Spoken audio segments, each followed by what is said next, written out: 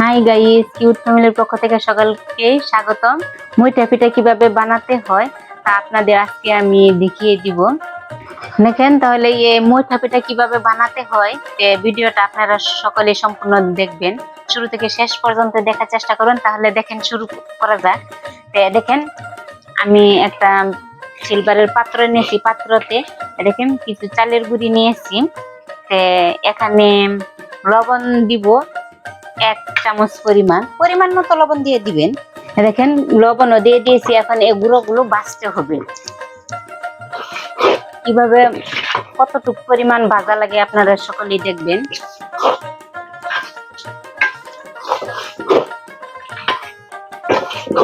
এভাবে উলট পালট করতে থাকবে, না হলে নিচে লেগে যাবে।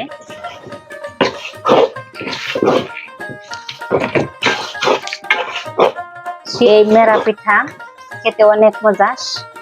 সকালবেলা ধরেন নেরা পিঠা সুন্দরভাবে কেটে ভালোভাবে ভেজে নিয়ে ওর সাথে বেগুন ভর্তা বা অন্য যে কোনো ভর্তা দিয়ে খেলে অনেক মজা হয়।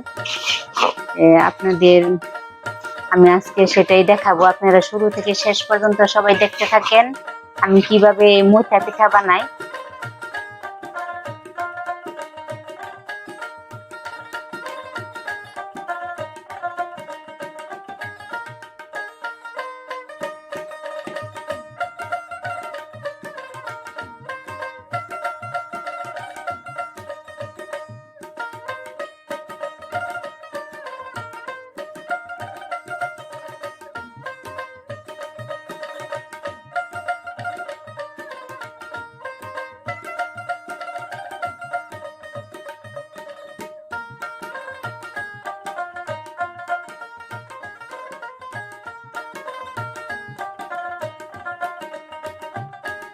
এখন এই গুঁড়াটা যত ভাজবেন তত পিঠাটা অনেক তুলতুলে হবে। আমার গুঁড়া ভাজা হয়ে গেছে। এখন দেখেন আমি নামিয়ে নিচ্ছি।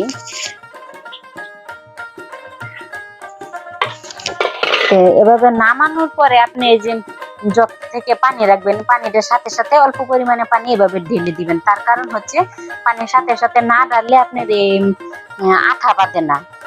সবগুলো একসাথে ভাজার পর পানি দিলে তখন দেখবেন দলা পাকতে চায় না সহজে, তার কারণে সাথে সাথে পানি দিয়ে দিবেন।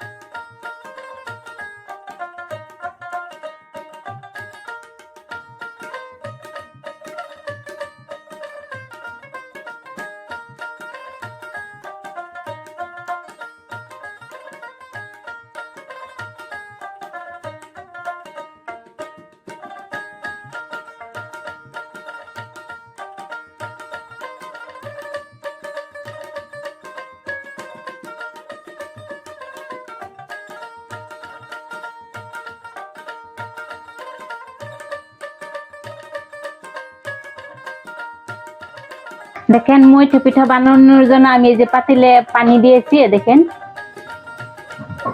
একটু বেশি ভাগ করে পানি দিবেন, যেহেতু পানি একটু বেশি দিতে হয়। এখন দেখেন এটার উপরে আমি এই যে কি সুন্দর মাটির, দেখছেন কি সুন্দর এরকম নিচ দিয়ে এরকম ছিদ্র, এই যে ছিদ্র ছিদ্র। এখন দেখেন এই ছিদ্রটা এমন ভাবে বসাবো যে কোনো দিক দিয়ে বাফ না বের হয়ে আসে। দেখেন সুন্দরভাবে বসিয়ে দিবেন। আর দেখেন এর নিচ দিয়ে এরকম এই যে একটু ফাঁকা ফাঁকা আছে, এগুলো আবার এই যে আটা দিয়ে যে এরকম আটা তাই গুলে দলা গুলে যেভাবে ঢেকে দিবেন, যাতে বাফটা যাতে না বের হয়ে আসে। দেখছেন এরকম ভাবে চতুর্মুড়ো আপনারা সুন্দরভাবে ঢেকে দিবেন। বাফ বেরিয়ে চলে গেলে কিন্তু পিঠা হবে না। এরকম চতুর সাইড এভাবে আপনারা আটা দিয়ে ঢেকে দিবেন ভালোভাবে। আগেই এগুলা মুড়িটা মেরে দিবেন, তাহলে যখন বাফ চলে আসবে তখন কিন্তু দিতে পারবে না, হাতে বাফ লেগে যাবে। ঢাকার জন্য আমি এই যে উপরে ঢাকনা দিয়ে দিলাম। এই ঢাকনা দেওয়াতে আপনার বাফটা খুব দ্রুত আসবে। তো এখন আমি এইটুকু সময়ের ভিতরে আমি এই যে আটার দলাটুকু পাকিয়ে নিই। আপনারা শুরু থেকে শেষ পর্যন্ত দেখেন আমাদের ঐতিহ্যবাহী পিঠা মৈঠা পিঠা কিভাবে বানাই। দেখেন আমার আটা গুলা শেষ, আর দেখেন কি সুন্দরভাবে গুলা পাকিয়েছি। এই যে এরকম নরম পরিমাণে রাখবেন।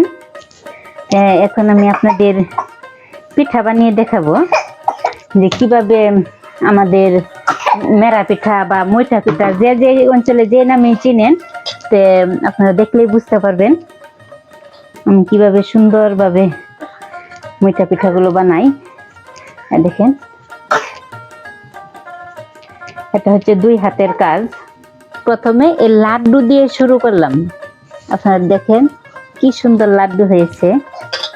দেখেন অনেকে হয়তো ভুলে গেছে এইসব পিঠা রেসিপি, তে আপনাদের মাঝে সুন্দরভাবে দেখিয়ে দিতেছি। এগুলাকে আমরা আমাদের ময়মনসিংহে মেরা পিঠা নামে পরিচিত।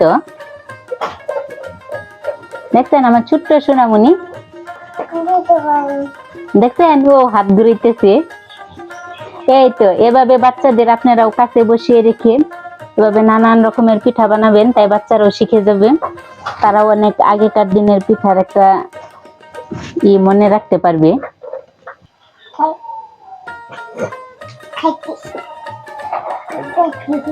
দেখেন কি সুন্দর আমার পিঠা বানানো হয়ে গেছে। আস্তে আস্তে করে পিঠাগুলো ছেড়ে দিবেন। সবগুলো একসাথে ছাড়া যাবে না, যেহেতু একসাথে ছাড়তে গেলে পিঠা সবগুলো ভেঙে যাবে। তো আস্তে আস্তে এক এক করে পিঠাগুলো ছাড়বেন, যাতে আপনার হাতে বাফ না লাগে। সুন্দরভাবে পরিমাণ মতো করে ছেড়ে দিবেন।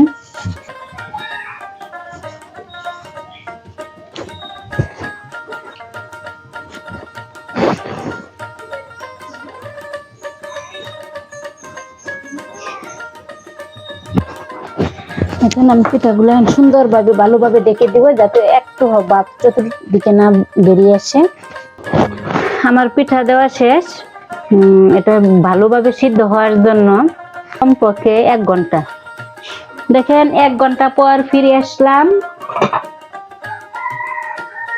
আমার সম্পূর্ণ পিঠা মনে হয় হয়ে গেছে, বোঝা যাচ্ছে। তে আপনারা এরকম একটা শোলা নেবেন। শোলা নিয়ে শোলাটা এভাবে হাত দিয়ে চাপ দিয়ে দেখবেন। এই যে চাপ দিলে বুঝতে পারবেন পিঠা হয়ে গেছে। এই যে তো এখন আমি সবগুলা পিঠা নামিয়ে নিব।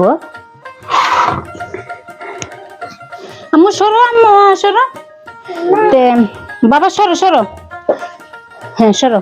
এই যে দেখেন এরকম বড় সাইজের কাপড় নিয়ে নিবেন, না হলে আপনার হাতে গরম লাগতে পারে। কাপড় নিয়ে এভাবে ভালোভাবে ধরবেন। পিঠাগুলো দেখেন কি সুন্দর, আস্তে আস্তে এভাবে ছাড়বেন।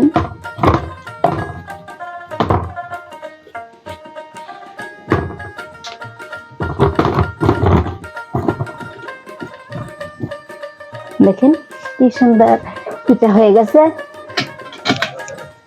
আর সকলের কাছে যদি ভালো লেগে থাকে, তো আমার এই ভিডিওটাকে বেশি বেশি লাইক দিবেন, শেয়ার করে দিবেন, আর চ্যানেলটা সাবস্ক্রাইব করে দিবেন।